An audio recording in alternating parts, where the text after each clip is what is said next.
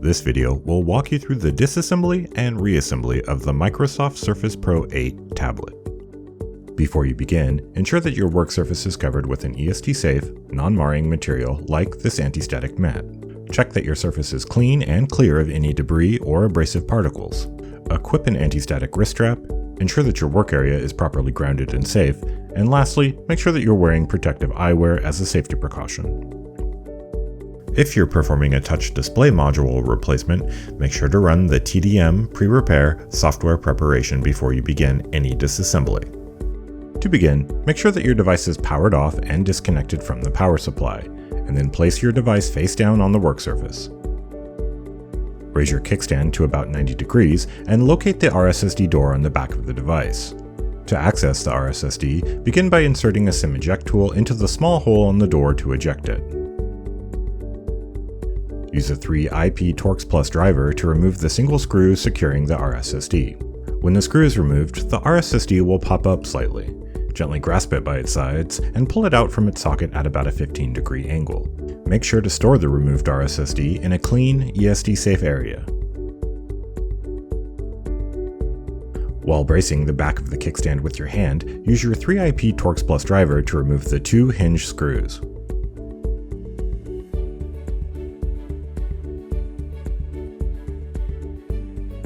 While grasping both hinges, lower them to about 45 degrees, and then raise the kickstand about 10 degrees to free it from the threaded bosses on each hinge.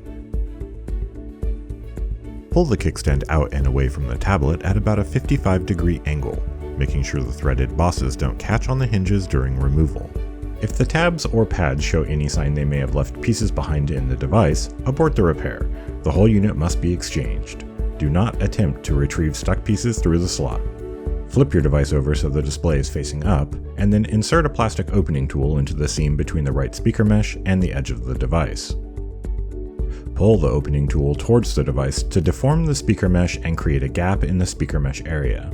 Slide the opening tool along the length of the speaker mesh area to push the speaker mesh under the touch display module. To remove the touch display module, we'll be using a debonding tool. To start, prepare an opening pick by measuring and marking a 2 and 8mm depth on the opening pick. Use a 3mm hex driver to raise the pick holder to its highest position, and then remove the pick holder and place your marked opening pick into it. Reinsert the pick holder into the top of the debonding tool, and then use your 3mm hex driver to re-engage the attachment screw into the pick holder. Using two spring clamps, clamp the debonding tool to the edge of your workbench, making sure the adjustment screw can still be accessed. Place the right edge of the device into your debonding tool, and then use your 3mm hex driver to adjust the pick height to the 2mm mark on your pick.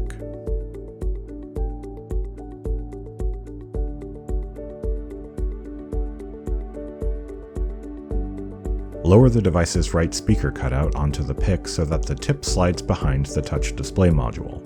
Grasp the device with both hands, and then slowly slide the right edge through the debonding tool track until you reach the corner. Once you've reached the corner, rotate the device in the debonding tool track to slice around the corner. Continue sliding and rotating the device until you've sliced through the entire device perimeter, and then remove the device from the debonding tool.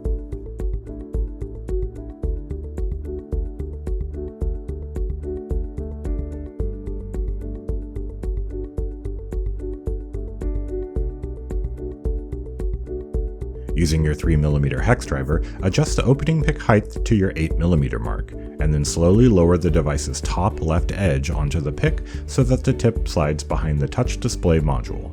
Grasp the device with both hands, and then slide the device along the debonding tool track.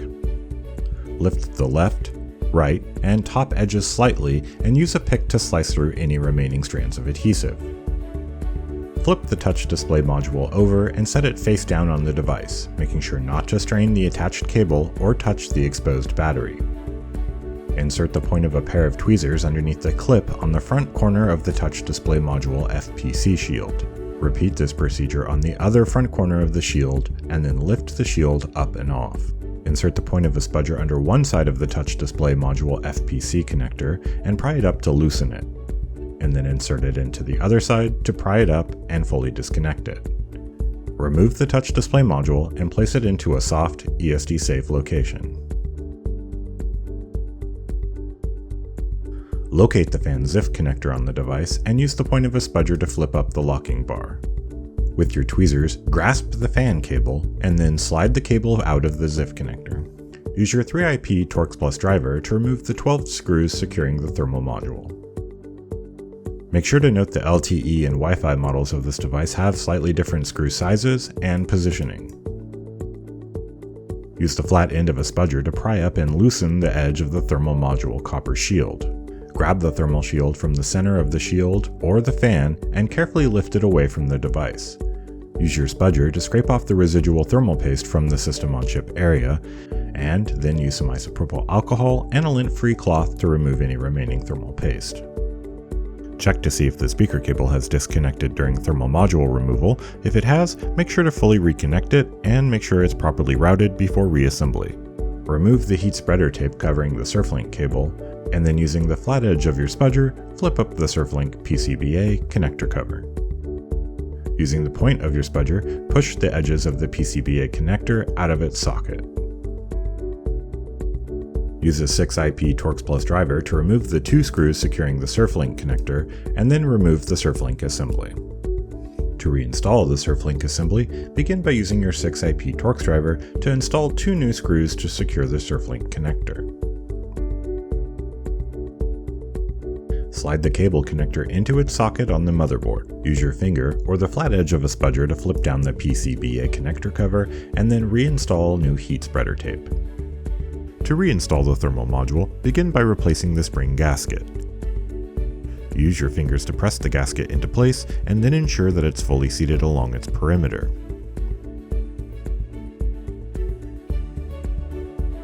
Set the replacement thermal module into place over the device, aligning the copper shield over the spring gasket. Press down along the perimeter of the shield to snap it into place over the spring gasket. Reinstall the 12 screws securing the thermal module.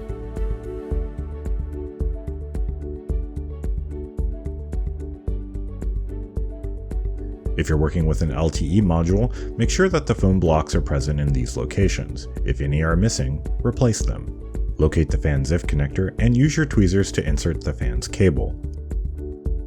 Lock the cable by using your spudger to press down the locking bar on the connector. Use tweezers or an opening tool to remove any remaining adhesive and speaker mesh remnants from the device. Once you've removed all the adhesive, clean the surface with some isopropyl alcohol and a lint-free cloth. If you're reinstalling the same touch display module, remove all the adhesive from the edges of the device and clean it with some isopropyl alcohol and a lint-free cloth. Peel the clear protective liner from the replacement speaker mesh back and remove a speaker mesh and handle. Remove its blue liner and then orient the speaker mesh so that the exposed adhesive is face down. Press it into place, and then use the side of your tweezers to press down on the mesh for 10 seconds, allowing the adhesive to activate. Repeat this process on the other side. Flip the display module over to verify that the meshes are aligned properly. Lay out your replacement adhesive strips with the blue liner facing up, making sure the adhesive follows the outline of the case. Peel the clear liner from the adhesive strip, and then use your fingers to press it into place.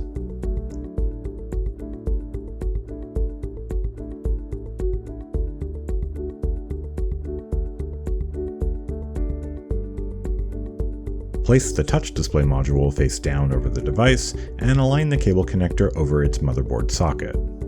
Press the cable connector down on one side and then the other to fully seat it in place. Reinstall a new FP shield over the cable connector and press down on both sides to lock it in place. Peel the blue liners from all 4 adhesive strips. Align the touch display module to the top edge of the device and then lower it into place. Ensure that the glass sits flush and the display is not resting anywhere on the top of the lip. Place a bonding frame over the touch display module, making sure the cutouts align with the buttons, and then place a foam pad and a 50-pound evenly distributed weight on top. Leave the weight on top for at least 1 minute to bond the adhesive. Once bonded, remove the weight, foam, and bonding frame and inspect the touch display module for scratches, cracks, or gaps. Flip the device over and position the hinges at about a 45-degree angle, and then gently slide the kickstand tabs about 3/4 of the way into their slots. Tilt the kickstand slightly to position the kickstand recesses into the outer lip of the hinge. Both hinges should sit flush with the kickstand. Tilt the kickstand down slightly to fully seat the threaded bosses into place and fully insert the tabs. Grasp both hinges and raise them to about 90 degrees. Apply some Loctite activator to a new hinge screw and a drop of thread locker to its screw hole, and then use your 3IP Torx Plus driver to reinstall new hinge screws.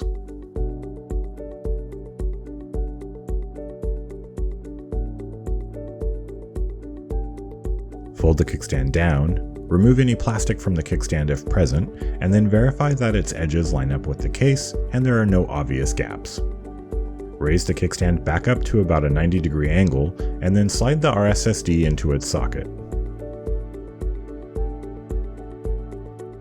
Install a new 3IP Torx Plus screw to secure the rSSD. Align the top edge of the rSSD door to the recess, and then gradually push it down to latch it into place. Wipe down the device thoroughly with a microfiber cloth to remove any dust or fingerprints. With the tablet reassembled, run the appropriate post-repair software verification